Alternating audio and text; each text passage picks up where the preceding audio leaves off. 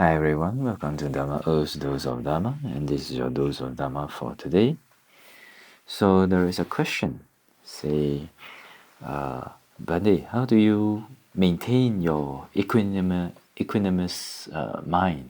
Okay, so of course, when we want to maintain an equanimous mind, we must understand that it is the quality of equanimity, but there is also a kind of equanimity that is looking at things with peace, neither grasping them or rejecting them. Okay, that's also one kind of equanimity. And this kind of equanimity in daily life is very helpful.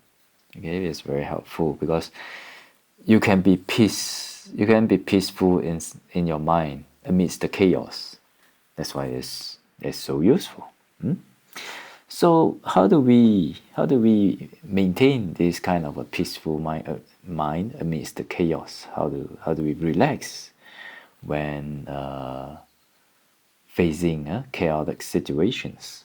I guess this will be very practical, right? Because every one of us, we will encounter some chaotic phenomena, chaotic situation at some point in our lives, right? Okay, so how do you maintain that equanimous mind? Okay, so actually it's all about the mind. So if you can learn to relax very easily, then it is very easy for you to maintain that equanimous mind. It is very easy for us to maintain our wisdom because we are not so affected by chaotic situations. Okay? Let's say, okay, examples. When you are meditating and somebody influence you, then you can just ignore it, allow it to arise and perish, but ignore it and then just continue with your practice. All right, this is what we practice in as meditators. When the wandering thought comes, you just say hi, and then you just go back to your meditation subject. You don't reject. Usually, we don't reject that wandering thought, or we don't suppress that wandering thought, and we don't indulge in that wandering thought. So there's no indulgence or suppression like that. Just knowing that it is a phenomenon caused by different conditions. When conditions arise, these thoughts, these feelings, these perceptions, these understandings, these external phenomenons, they arise. And when conditions perish, they perish. It has come to pass, not to stay. So when we understand this, then it is very easy for our mind not to get so affected by them. For example, if you know that your neighbor's dog bark every time you walk past, so when it comes barking at you, will you feel affected? Not so much, right? Because you already know that it is the dog's nature.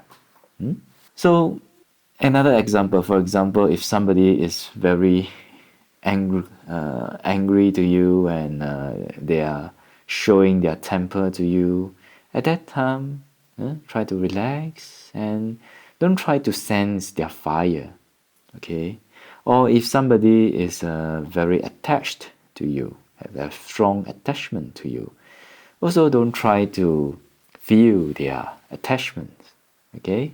If you feel it, if the feeling comes, just allow it to arise and perish, because all these are just conditions. Because usually when people with attachment comes, you may feel their attachment, and when people with a temper, when they are angry, they come, then you feel their anger sometimes, right? So whenever these people come, so what we need to do is just to let the mind relax. Don't follow that emotion that arises due to their influence. Okay, just try to relax and then just allow things and phenomena, feelings, thoughts to arise and perish according to nature, Don't follow it. Don't suppress or reject it. Just know that, hey, this is just a conditioned phenomenon. So it has come to pass. Since it has come to pass, and it is unwholesome, and it doesn't lead to good things, why should you believe it? Why should you act upon it? Right? No need. Just let it go. Like that. Of course, the uncomfortable feeling will be still there, but continuously as we continue to practice like this, relax, just take it easy, relax, just take it easy. It has come to pass, it has come to pass. Then gradually, as you practice this more and more for 100,000 million times, then gradually the mind, whenever it meets up with these kind of chaotic situations or attachment situations, people, issues, and when it is mindful, you can let go of it very easily, and you can find that you'll be able to relax amidst this kind of uncomfortable feeling. And as you become more skillful in it, the uncomfortable feeling will gradually just become part of the background, part of your mental background, not your physical background. Okay, so for those who have practiced this, you will understand what I mean, right? Yeah. So, and also like for wandering thoughts, maybe some days there are many wandering thoughts, no problem. Just relax and just allow it to arise and perish according to nature.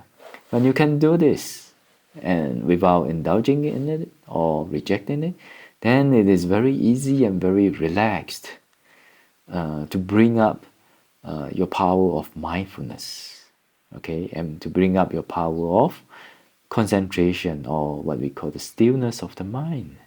And then this practice, this meditation practice will become more easy, okay? When this mindfulness and this concentration is brought up, when the powers are risen, then when you are meditating in your meditative life, in your path to Nibbana, it becomes so much easier. Trust me, really, very, very much easier. Okay? So, so we must try to develop this equanimous quality of the mind. This is part of the 7 bhujangas, 7 factors of enlightenment, and equanimity is the last factor of the 7 factors of enlightenment. So it is for some people a little bit tough to develop, but let us develop it bit by bit, moment by moment, and let it accumulate until it becomes very strong enlightenment and factor, and or at least let it be strong enough so that you can maintain your peace amidst the chaos. All right? Okay, that's your dose of Dhamma for today. Wish all of you well, peaceful and happy, and may the Triple Gem bless all of us to be able to attain path, fruition and Nibbana as soon as possible. Sadhu, sadhu, sadhu.